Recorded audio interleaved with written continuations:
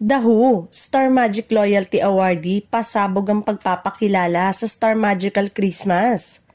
Usap-usapan ngayon sa social media ang teaser poster ng Star Magical Christmas na nagtatampok ng isang misteryosong silhouette, ang Star Magic artist na tatanggap ng Loyalty Award ngayong 2025. Sino kaya ang kapamilya star na ito?